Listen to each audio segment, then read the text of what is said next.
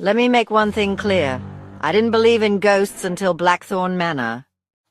Excerpt from Alistair Blackthorn's journal found in the Manor's library, October 12th, 1849. The walls are bleeding. I hear him scratching at the stones. God forgive me, but I could not let him ruin her. The east wing must never be opened. My name is Eleanor Graves. Yes, that Graves family, the ones who footnote themselves in other people's tragedies. I'm a historian specializing in narrative remediation, a pretentious term for giving voice to the dead. Dissertation on 19th century widow's weeds. Check. TED Talk on Victorian post-mortem photography. 1.2 million views. Academia loved me until I started arguing that grief is a kind of haunting. Too morbid, they said, too personal. They weren't wrong. I was raised in foster homes, my mother's name redacted from my birth certificate like a censored telegram. The Graves blood came from my father, a Blackthorn cousin who drowned before I was born. Family, to me, was a ledger of absences. Then the letter came. Blackthorn Manor, it declared, is yours. A crumbling estate in the Yorkshire moors, willed to me by a great-aunt I'd never met. A home or a headstone? I didn't care, but Victor Blackthorn did. The storm arrived with the lawyer's letter. Blackthorn Manor, it read, yours by right of blood. The ink bled like the rain on the parchment. My great-aunt Edith's portrait glared down at me from the parlour wall, her eyes following me as I paced. The lawyer had warned me about Victor, my cousin, the rightful heir who'd contested the will, but the court sided with me. The historian in me craved the manor's secrets. The orphan in me craved a home. I should have known better. Father Thomas found me in the village cemetery, kneeling at Edith's grave. His collar was frayed, his eyes older than his face. The Blackthorns built their fortune on silence, he said. Leave the dead be, child. But I showed him the journal. His pallor turned to ash. Together, we pried open the family vault beneath the chapel. Inside, a second coffin, smaller, nameless. The date matched Alistair's sin. Elias, I whispered. The vault door slammed shut behind us. A voice rasped in Latin, in tenebris veritas. In darkness, truth. Victor arrived at Blackthorn Manor on the cusp of twilight, his silhouette framed against a bruised sky. The storm had retreated, leaving the air thick with the scent of wet earth and decay. I'd known he would come. Men like Victor, men who wore entitlement like a second skin, always did. He didn't knock. The door groaned open, and there he stood, his overcoat dripping onto the frayed Persian rug. Eleanor, he said, his voice a velvet blade, still playing detective in this mausoleum? I'd seen his face before, of course, in faded family portraits in tabloid headlines detailing his failed ventures. But in person he was sharper, colder. His eyes, the same obsidian black as the manor's wrought iron gates, flickered to the journal on the desk. You look like her, he said abruptly, stepping closer. Edith, same stubborn jaw, same weakness for lost causes. The comparison coiled like smoke in my chest. Aunt Edith, who died alone here, who'd left me this cursed inheritance. Why are you really here, Victor? The court settled this. He laughed, a sound like ice cracking underfoot. The courts don't know what's buried in these walls. I do? He circled the desk, trailing a finger over the journal's cracked spine. You think you're the first Graves to pry into our affairs. Your father wrote to Edith begging for money. Did you know that? Pathetic, really. Drowning himself in whiskey and debt. The words struck like a slap. My father, a ghost I'd pieced together from court records and half-truths, reduced to a cautionary tale.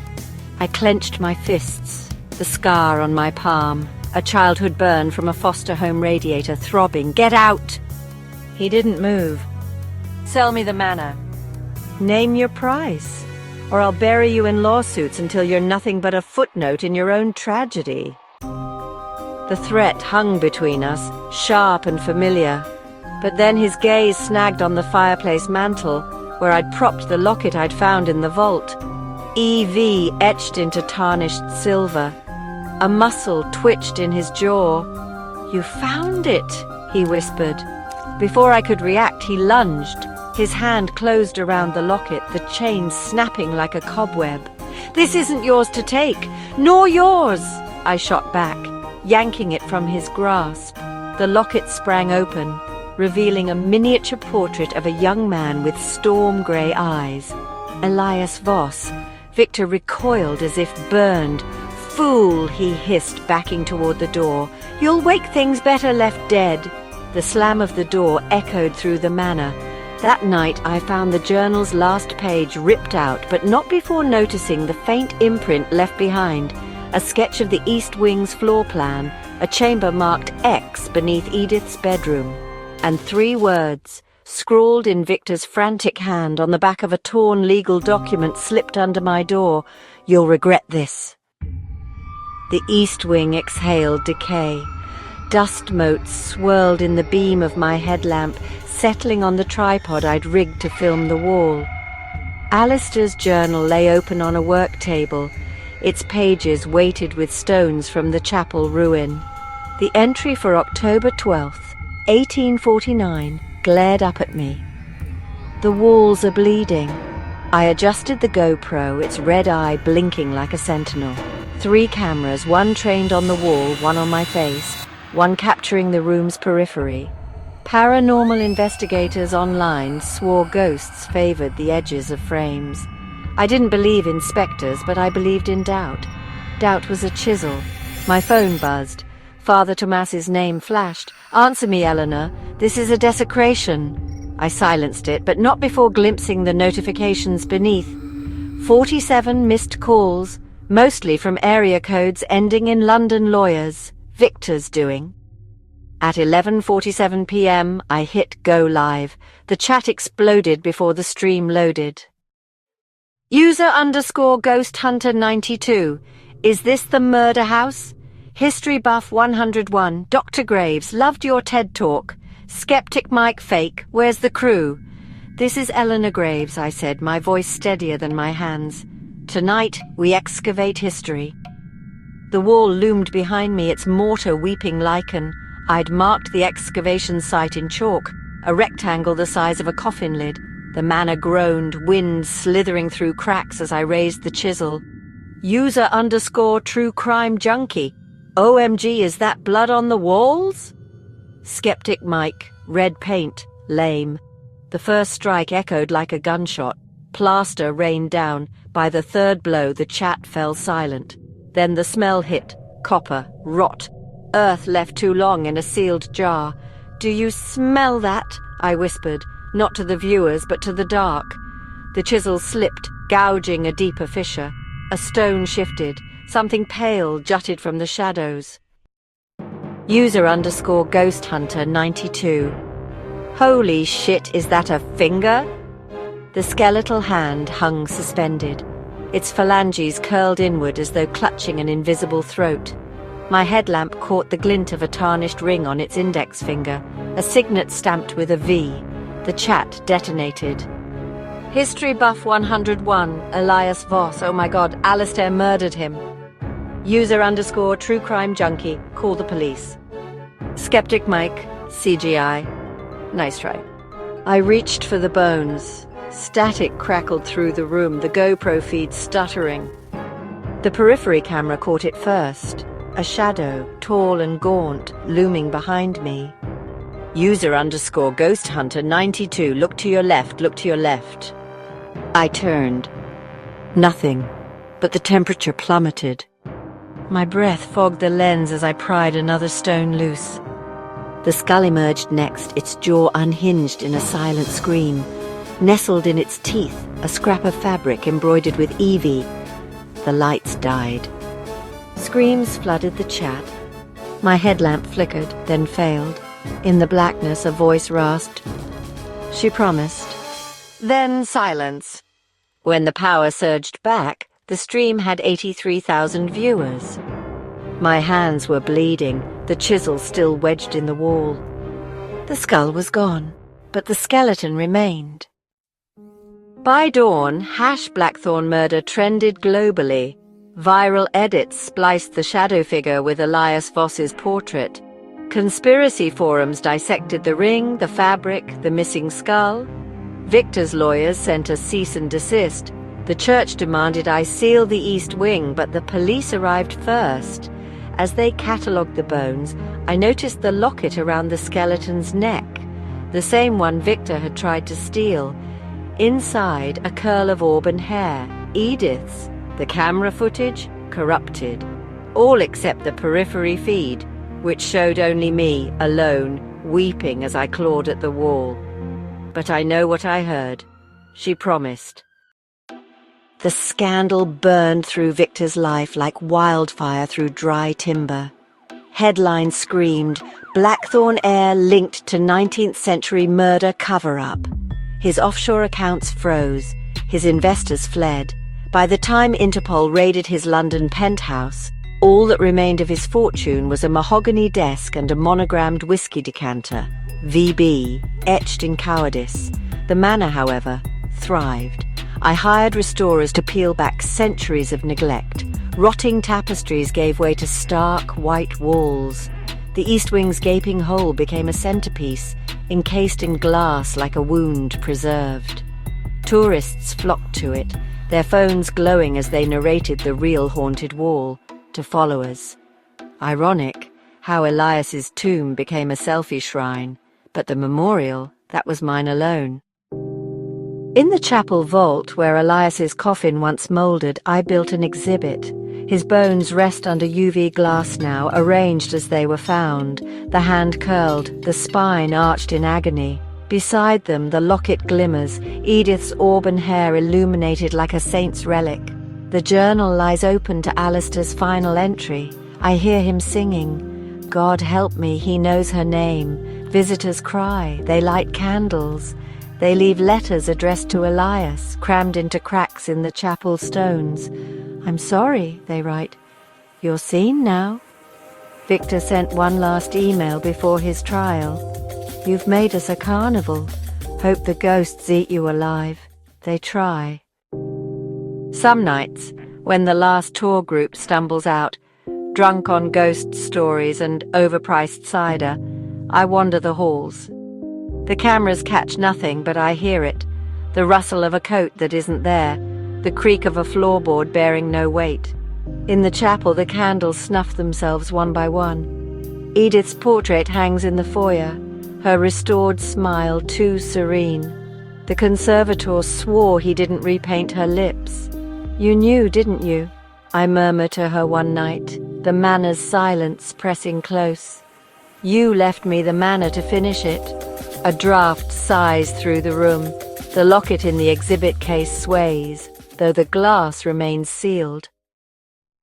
From Eleanor's blog, Graves notes, "History isn't a ghost story, it's the ghost itself. We build walls around it, but the truth always scratches back." A comment appears nightly from user at Intenebris 1849. Thank you. I never hit reply.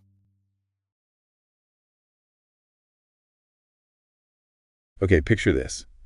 You inherit this crumbling old manor totally out of the blue. Right. But instead of just finding dust and maybe some old furniture, you find a 150-year-old murder confession. Wow. And then you decide, hey, I'm going to live stream digging up the evidence. That's quite the premise. Isn't it? That's what we're diving into today, the really unsettling story of Blackthorn Manor, based on the ghost of Blackthorn Manor. And what makes it so compelling, I think, is that blend. You've got serious historical dealing, but it's wrapped up in this really personal journey. Totally. It's Eleanor Graves' story. She's a historian, specializes in something she calls narrative remediation. Which is basically giving a voice back to people like history forgot, right? Exactly. And, get this, she's actually related to the Blackthorns. Her dad was a cousin, died before she was born. She never knew this great aunt who left her the manor. So she inherits this huge, potentially valuable, but creepy place. Right. And there's this conflict, isn't there? Is she there as a historian curious about the past?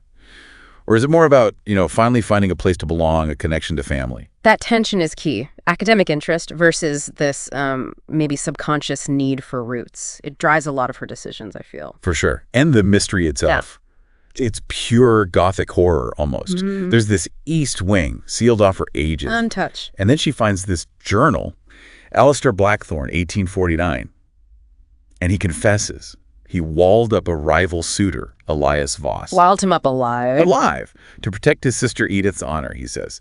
The journal entry is, well, listen to this bit. The walls are bleeding. I hear him scratching at the stones. God forgive me. The east wing must never be opened. Chilling. Just absolutely chilling. The bleeding walls, the scratching. It's so visceral. You can feel Alistair's guilt and Elias's terror. It's horrific. And for Eleanor, finding that, it's like lighting a fuse. It changes everything. Suddenly, it's not just an old house. No.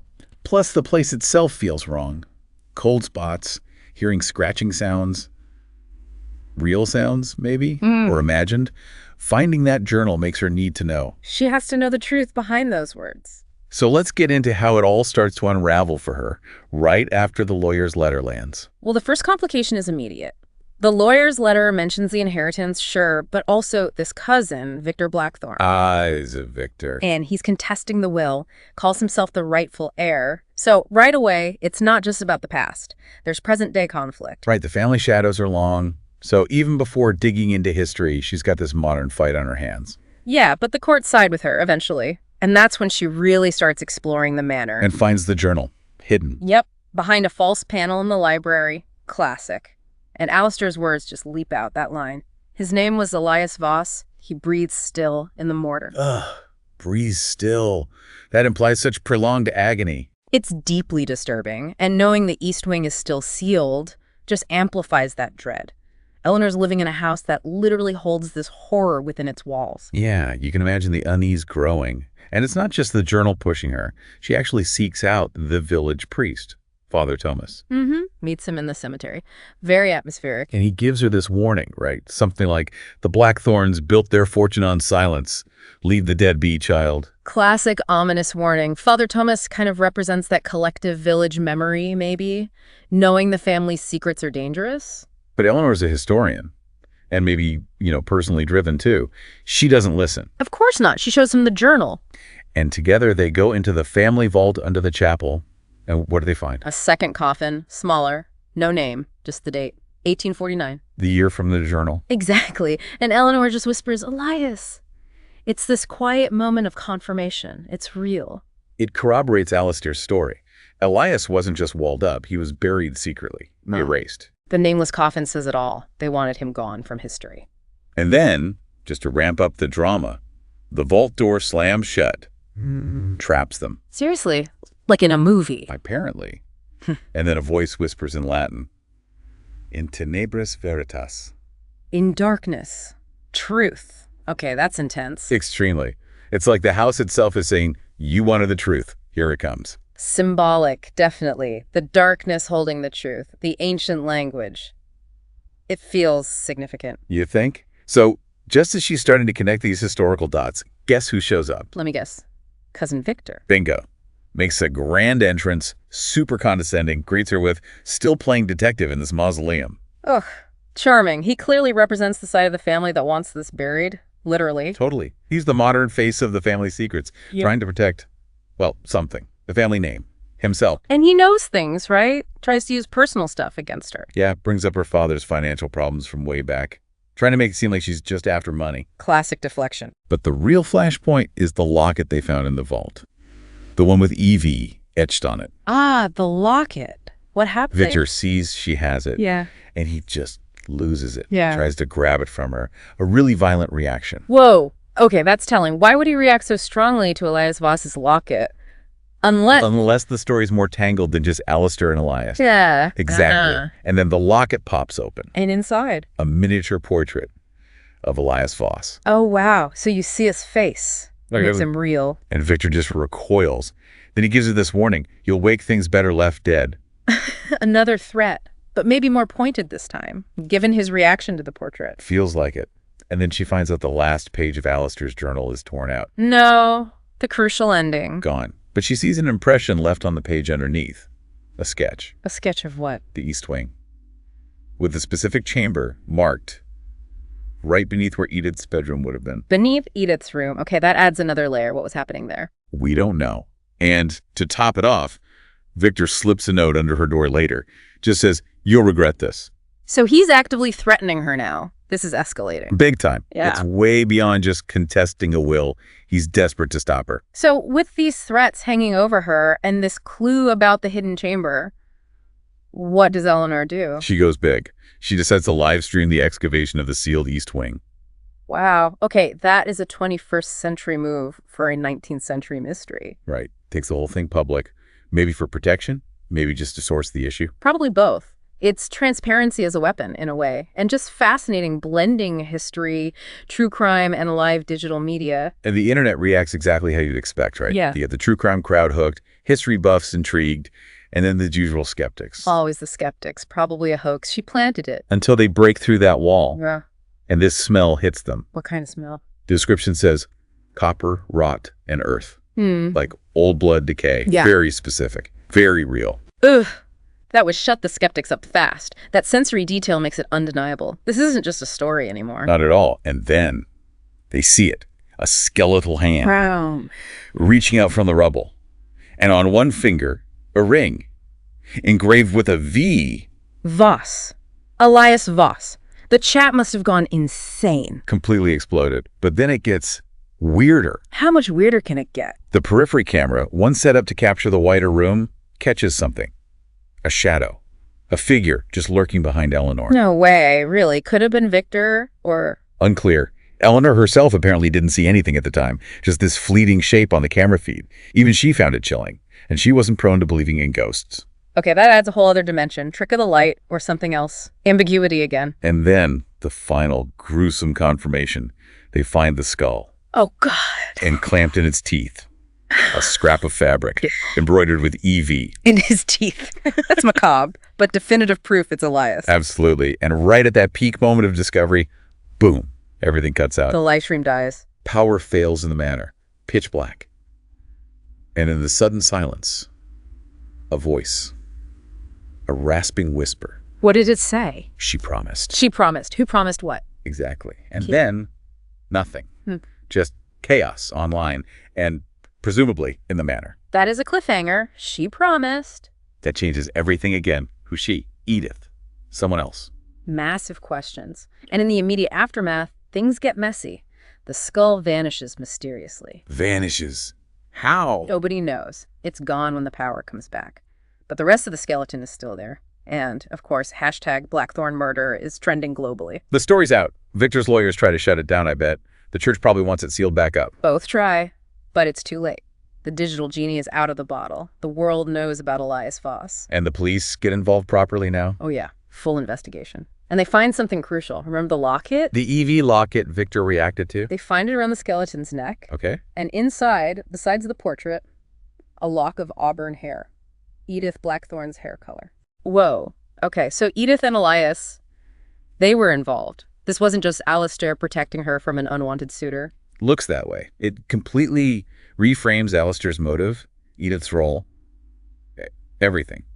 Was she a victim or complicit or something else entirely? So many more questions. And the evidence from the live stream itself. Most of the camera footage is mysteriously corrupted, except... Let me guess. The periphery camera. You got it.